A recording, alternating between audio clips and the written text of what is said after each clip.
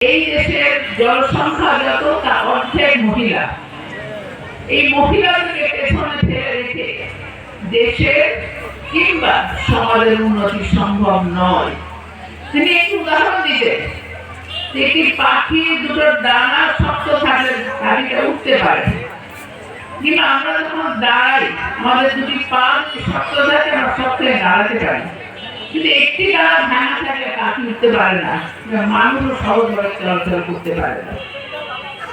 তেমনি একটি সমাজের দুটো ডানা, দুটো অংশ হচ্ছে নারী এবং পুরুষ। তো সেই কারণে আমরা দেখেছি আমাদের দেশে নারী শিক্ষার হার কম ছিল, মেয়েরা খুব বেশি দূর লেখাপড়া করতেন না, অর্থাৎ এটা মনে হতো যে দরকার নেই, এত লেখাপড়া করে একই হবে, বিয়ের সাথে যে পরের ঘরে চলেই যাবে। কিংবা বয়স্করা বলতেন যে বাবা সেই হাঁড়ি খেতে হবে, দোয়া পড়ে কি হবে ইত্যাদি ইত্যাদি। এবং দুটো বিষয় ছিল, একটি আমরা ভাবতে শিখিনি যে মহিলাদেরকে যদি শিক্ষিত করা যায়, তাদের আরো বেশি উন্নত করা যায়, তাহলে আমাদের উপকার ঠিক এটা আমরা বুঝতাম। আর সাধারণত মধ্যবিত্ত নিম্ন মধ্যবিত্ত পরিবার যাদের সামর্থ্য কম থাকে তারা ছেলেরা প্রতি লেখাপড়া শেখাবে, ভবিষ্যতে ছেলে সংসারে হাল ধরবে, মেয়ে তো চলে যাবে পরের বাড়ি এবং সে চাইলেও বাড়িতে বাপ মাকে সাহায্য সহযোগ করতে পারবে না, যদিও এখন বিষয়টা উল্টো দাঁড়িয়েছে। কিন্তু জিয়া রহমান বুঝেছিলেন এটি কখনো সম্ভব নয়, পেছনে ফেলে রাখে। তো তিনি মেয়েরা যাতে বেশি করে লেখাপড়া শিখতে পারে সেই জন্য প্রাথমিক বিদ্যালয়ে মেয়েদের যাতে ভর্তি হয় এটি নিশ্চিত করবার জন্য নির্দেশ দিয়েছেন। আমাদের দেশের মহিলা আমরা সংসারের কাজ সকলেই করি, সবাই আমরা কমই সংসারের কাজ করি, কিন্তু তারপরেও আমাদের কিছু কাজ থেকে যায়, সময় থাকে। কিন্তু যত কাজই আপনি করেন, সে মাঠের কাজ, ধান সেদ্ধই হোক, আর চাকরি বাকরি হোক, আর গরু দোয়ান হোক, গরু দেখাশোনা হোক, আপনার তখন নজরবেই যে ও তো বাড়ি থাকে, কিছুই তো করে না। এই করার মধ্যে দিয়ে যে সমাজ কখন উপকৃত হয় সেই বুঝিয়ে দেওয়ার জন্য আপনি আমি যে কাজটি করি, সন্তান পালন কিংবা রান্না করা কিংবা সেলাই কিংবা আত্মীয় স্বজনের যত্ন, এইটির একটি আলাদা মূল্য আছে। আমরা কি করে বুঝি বলেন তো? আমরা যখন চাকরি করতে যাই, আমরা বাড়িতে একটা রান্নার লোক রাখতে হয়, না তা যেতে পারি। তো আমি যখন রান্না করি তো ওই 5,000 টাকা রাঁধুনে দিয়ে সেটা বেঁচে যায়। আমি যদি একটা কাপড় সেলাই করি তো মজুরি 200 টাকা দিতে হয়, আমি যখন নিজে সেলাই করে 300 টাকা দেওয়া লাগে, আমার সংসারে থাকে। এইটাই হচ্ছে নারী সংসারে যোগান দেয়, কি দেখা যায় না, তো দেয়। যেমন মনে করলেন এই স্বীকৃতিটা দরকার এবং বোঝা দরকার, আমরা যারা কাজ করি আমরাও বুঝতে পারি না। তো সেই জন্য তিনি বলেন যে কাজ মেয়েরা করে এইটিকে আর প্রশিক্ষণ দাও, দক্ষ তৈরি হোক। আমরা সকলে রান্না বান্না করি, কিন্তু কারো রান্না ভালো হয়, কারো ভালো হয় না, এটা কি কারো সেটাই নষ্ট করে, কারো ভালো কারো না। আমি যদি একে শিখিয়ে দিতে পারি, প্রশিক্ষণ দিতে পারি, তাহলে আরো উন্নতম সব কাজে। সেই কারণে তিনি মেয়েদের লেখাপড়া বুঝলে, লেখাপড়া বেশি না শিখলে মেয়েরা এগোতে পারে না, তাহলে রাতারাতি হবে না, তাহলে মেয়েরা কাজ করবে কি করে?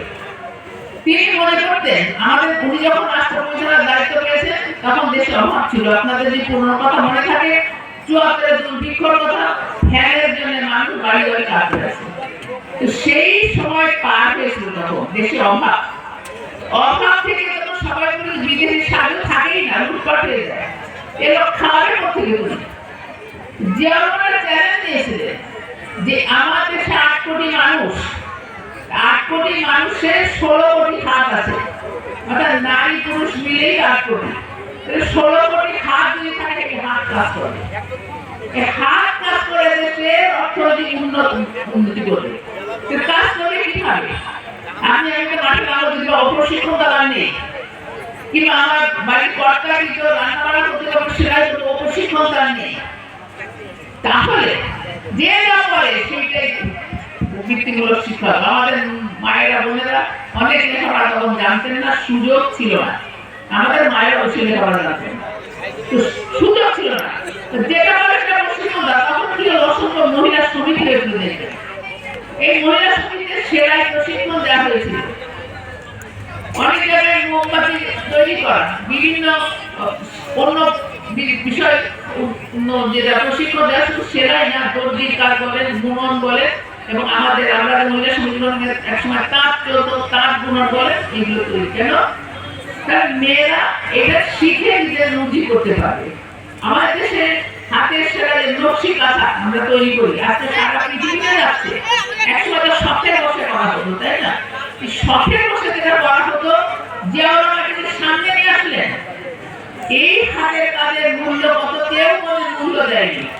বসে বসে মহিলারা অবসর সময় করে, নারীরা দিয়ে থাকলে খারাপ মাথা দিয়ে দেয়, উদাহরণ দিতে আছে। কিন্তু যে পদ্ধতিতে এদেরকে আরো প্রশিক্ষণ দেওয়ার বেশি মানুষকে শেখানো হলো, তখন বিদেশে রপ্তানি করতে আসছে। আজকে বিদেশের মানুষ জানছে আমার কম লেখাপড়া যারা মেয়েরা বাংলাদেশে, তারা কি অদ্ভুত সুন্দর সেলাই করে, সারা বিশ্বে তাদের চাপ লাগানো। যারা বিদেশিরা আছে, আমাদের কাঁথা কিনে নিয়ে অনেক দাম দিয়ে কিনে নিয়ে যায়। অর্থাৎ এই শক্তি আমাদের মেয়েদের আছে, আমাদের মহিলারা আছে। তিনি কোনো প্রশিক্ষণ দাও, যে অনেক সময় জানেন, তখন তিনি বাড়ি বাড়িতে এই প্রশিক্ষণ বলে গাছ লাগাও, হাঁস মুরগি পালন করো। শুধু তাই না, সেই সময় গ্রাম সরকার করে বাড়িতে বাড়িতে, সেখানে এলাকায় গ্রাম সরকারের হাতে মোরগ মুরগি দেওয়া হয়েছিল, যারা বিতরণ করে মুরগি পালন করে। এদের তারা প্রশিক্ষণ দেওয়া হয়েছিল, গাভী পালনের প্রশিক্ষণ দেওয়া হতো, পুরুষ কিংবা মহিলা। আজকে কিন্তু আপনারা দেখবেন বহু মহিলা কিন্তু এইসব কাজ করে।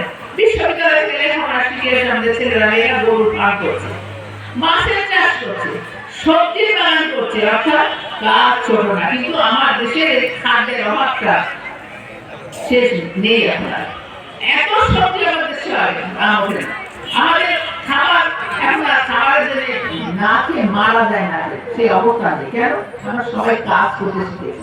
চালু করে দেওয়ার মান, মেয়েরাও কাজ করে, ছেলেরাও করে, তাই না? ফসল যখন বাড়ি আসে, আপনি তো সেটা গুছিয়ে দেবেন, আপনি তো ধানটা সেদ্ধ করেন, আপনি তো শুকান, আপনি তো ফেলে ফেলেন, তারপরে নাচে মিলে যায়। আগে তো ঢেকি ছিল, ঢেকিতে ঢুকতে হতো। তো এই যে মেয়েদের কাজে লাগানো, এরপরে এটা যেমন একদিকে, তেমনি তিনি মেয়েদের জন্য চাকরির একটি সুযোগ সৃষ্টি করলেন।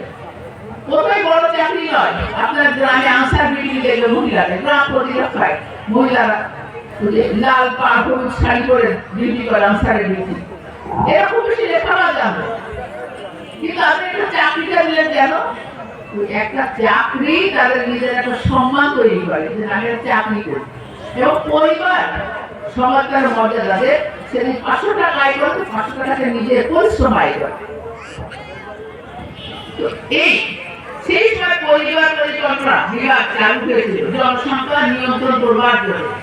অসংখ্য মাঠ কর্মী তখন কাজ করেছে, যারা পঞ্চম শ্রেণী পাস করে তখন চাকরি দিতে। এখন যেখানে বিএ পাস মেয়েরা আছে, অর্থাৎ মেয়েরা বাইরে আসতে শুরু করলো, কাজে আসতে শুরু, চাকরি করা বলে, সমিতি করা বলে, শিখলো। এই সুযোগ জাতীয়তাবাদী দল মেয়েদের সামনে এগিয়ে দিয়েছিল। আজকে আমাদের মেয়েরা সবাই লেখাপড়া শিখতে চায়, যার নেই সেও মেয়েটাকে লেখাপড়া শিখায়। আমাদের এই গ্রামাঞ্চল থেকে লেখাপড়া শিখে মেয়েরা পুলিশ বাহিনীতে যাচ্ছে। জিয়াউর রহমান পুলিশ বাহিনীতে প্রথম লোক করেছিলেন, তখন অনেক অনেক কথা বলেছে যে সংসার ধর্ম থাকবে না, দেশ রক্ষা করে। দেশ কিন্তু রক্ষা করে যায়, বরঞ্চ আইন শৃঙ্খলা রক্ষায় আমাদের মেয়েরা পুলিশ বাহিনীতে কিংবা সেনাবাহিনীতে কিংবা বিমান বাহিনীতে যেখানেই তারা গেছে, বাইরে গেছে, সেখানে দেশের মুখ উজ্জ্বল করেছে, মেয়েদেরকে সুযোগ তৈরি করে দিয়েছে। এটা জাতীয়তাবাদী দল এই কাজটি করেছে, আমাদের আলাদা মর্যাদা তৈরি করে দিয়েছে রাষ্ট্রের কাছে। আমরা শুধুমাত্র গৃহবধূ নই, আমরা শুধুমাত্র কারো কন্যা কিংবা কারো মাতাও নই, কিংবা কারো ভগ্নীও নই। আমিও যেমন এই পরিচয় আমার, আমি একজন মাতা, আমি একজন কারো কন্যা, কারো বোন, কারো স্ত্রী। আমার কাজ একটি মায়ার বন্ধনের, দায়িত্বের বন্ধনের সংসারটাকে গুছিয়ে রাখা, সন্তানকে সুসন্তান করে গড়ে তোলা, তাই না? এই তাদের স্বার্থ সুস্থ খাবার নিশ্চিত করা আমাদের দায়িত্ব। এর বাইরে আমার বড় দায়িত্ব দেশ এবং জাতির জন্য। সবচেয়ে বড় কথা, আমি যে কাজটি করি আমার সেই যোগ্যতা আমি তৈরি করি, আমার আলাদা মর্যাদা। আমার পরিবারের যদি আমার এই শিক্ষা থাকে, আমি যোগ্যতা, আমার ছেলে আমাকে সম্মান করবে, আমার স্বামী আমাকে সম্মান করবে, না এই যোগ্যতাটা আমার আছে। এই মর্যাদা সমাজে পরিবার প্রতিষ্ঠা করবার জন্য জাতীয়তাবাদী দলের ব্যবস্থা মহিলাদের এই সমস্ত কার্যক্রম করেছে। বেগম খালেদা জিয়া, যাকে আজকে অনেকবার শেখ হাসিনা কিংবা তার লোকজন অশিক্ষিত মহিলা, সেই তথাকথিত অশিক্ষিত মহিলাই যুগান্তকারী পদক্ষেপ নিয়েছেন মেয়েদের শিক্ষার ব্যাপারে। তিনি দেখলেন, তিনি প্রথমবার যখন প্রধানমন্ত্রীর দায়িত্ব পেলেন, মানুষের ভোটে তিনি 5টা আসনে জয়লাভ করে বাংলাদেশের প্রথম মহিলা প্রধানমন্ত্রী আসন অলঙ্কৃত করেন। আপনাদের আমাদের ভালোবাসা। তিনি প্রথমে দেখলেন যে মেয়েদের শিক্ষার বাড়াতে হবে, কারণ যারা চাকরিতে যাচ্ছে তারা অল্প সংখ্যক, প্রতিযোগিতায় না, কোটা সিস্টেম ছিল, চাকরি দিয়ে 10 ভাগ কোটা দিতে হবে। ব্যাংকে যে অবদান 10 ভাগ 100 করে 10 জন মহিলা যাবে, কোটা তৈরি করে দাও, এদের সুযোগ দিতে হবে। বেগম খালেদা জিয়া বললেন যে লেখাপড়ায় আরো এগিয়ে দিতে হবে। তাহলে কি হবে? মেয়েদের বাল্য বিবাহ হয়ে যায়, বাল্য বিবাহ বন্ধ করতে হবে। তো অনেকে বলবে যে আমার খরচ, লেখাপড়ার খরচ চালানো যায় না। আপনাদের মনে আছে উপবৃত্তির ব্যবস্থা করেছিলেন তিনি। আপনারা জানেন যে মেয়েদেরকে যে বিনা বেতনে উচ্চ মাধ্যমিক পর্যন্ত লেখাপড়ার ব্যবস্থা বেগম খালেদা জিয়া করেছিলেন। কেন করেছিলেন? যে পয়সার অভাবে, সুযোগের অভাবে মেয়েদের লেখাপড়া বঞ্চিত না হয়। একটি মেয়ে যদি লেখাপড়াতে শিক্ষিত হয়, সে তার পরিবারকে পাইতে দিতে পারে। সে তখন অনেক কিছু শেখে, অনেক কিছু দেখে, বাইরের জগতে পা রাখে। আজকে মেয়েরা যে এখন আমরা একটু গ্রাম থেকে এসে মেয়েরা একটু চাকরি করতে চায়, সে বলে বিসিএস অফিসার হবে, কিভাবে ডাক্তার হবে, ফটোজনিত ঘর থেকে স্বপ্ন দেখিয়েছিল বাংলাদেশের মেয়েদেরকে জাতীয়তাবাদী দল। বেগম খালেদা জিয়া প্রাইমারি স্কুলে 60 জন মহিলা নিয়োগের সিদ্ধান্ত নিয়েছিলেন, কারণ তিনি মনে করতেন যে মেয়েরা মায়ের জাত, শিশু সন্তানদের মানুষরা যেমন ছোট ছোট প্রাইমারি বাচ্চাদের তারা দেখে শুনে রাখতে পারে, আর আমাদের মায়েদের মেয়েদের চাকরি সুব্যবস্থা হবে। তিনি পরিস্থিতি দিয়েছিলেন আগামী রাষ্ট্র ক্ষমতায় নিয়ে গেলে একবার মাস্টার পর্যন্ত মেয়েরা লেখাপড়া শিখতে পারে। তিনি চাকরির দরজা যেমন করেছেন, তেমনি আমাদের আগের বক্তা বলেছেন যে তার সময় কিভাবে অ্যাসিড নিক্ষেপের বিরুদ্ধে আইন হয়েছে, কিভাবে মেয়েদের চাকরিতে কোটা রয়েছে। সবচেয়ে বড় কথা তিনি যেটি করতে চেয়েছিলেন, সামাজিকভাবে মেয়েদের সুরক্ষা নিশ্চিত করতে। আপনার আমার মেয়েটা স্কুলে পড়তে যেতে পারে না বখাটেদের হামলায় ভয়ে, কিংবা আমাদের সময় আমরা তো হাঁটতে হাঁটতে জল গেলে স্কুলে যেতাম, 1/2 কিলোমিটার দূরে স্কুলে হাঁটতে হাঁটতে জল গেলে আবার ফিরতাম, কলেজে যাওয়ার সময় হেঁটেই যেতাম।